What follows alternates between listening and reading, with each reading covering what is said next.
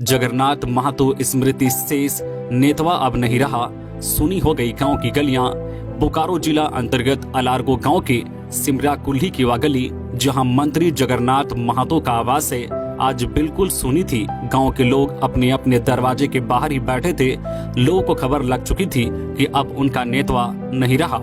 इस क्षेत्र के दर्जनों गांव की महिलाएं और बुजुर्ग मंत्री जगन्नाथ महतो को शुरुआती दौर से नेतवा ही बोलते थे। सिर्फ घर के अंदर से रुक रुक कर स्वर्गीय जगन्नाथ महतो की पत्नी बेबी देवी समेत पूरे परिवार की रोने की आवाज आ रही थी।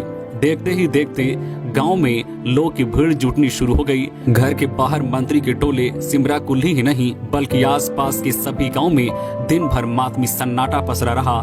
गांव के लोग इस बात को लेकर दुखी दिखे कि उन्होंने एक नेता नहीं बल्कि इस क्षेत्र का गार्जियन को खो दिया है। किसी भी तरह की जरूरत पड़ने पर लोग सीधे उन्हें फोन कर देते थे। भंडारीदह स्थित आवासीय कार्यालय व कॉलोनी में भी सन्नाटा पसरा था।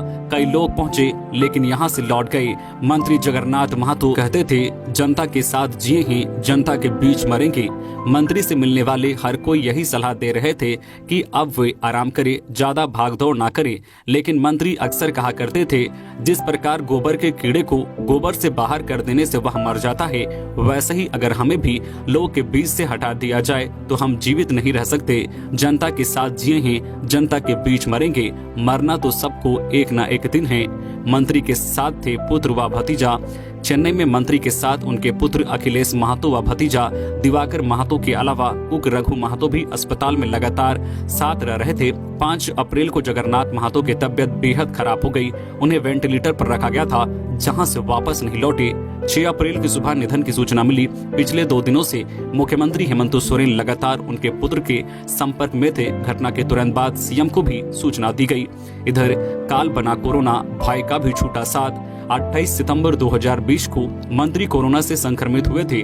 शिक्षा मंत्री जगन्नाथ महतो अपनी बीमारी से ठीक से उभरे भी नहीं थे कि इसी बीच 6 मई 2021 को उनके छोटे भाई वासुदेव महतो का कोरोना से निधन हो गया था।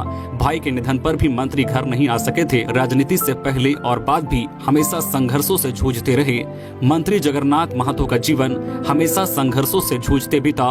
मंत्री बनने के तुरंत बाद कोरोना से ग्रसित हो गए, फिर अस्पताल व इलाज के बीच जूझते रहे। विधायक रहते भी अक्सर अपने ऊपर दर्ज मामलों व किए जाने वाले आंदोलनों के कारण केस लड़ते रहे। जेल भी गए। 4 भाई व एक बहन में सबसे बड़े थे जगन्नाथ महतो। पिता नेम नारायण महतो रेलवे में चतुर्थ वर्गीय कर्मी थे। तब पिता की तनख्वाह भी काफी कम थी। घर की पूरी जिम्मेवारी पिता के बाद कंधे घर के बड़े बेटे पर थी। ऐसे वक्त में खेती बाड़ी ही एकमात्र सहारा था।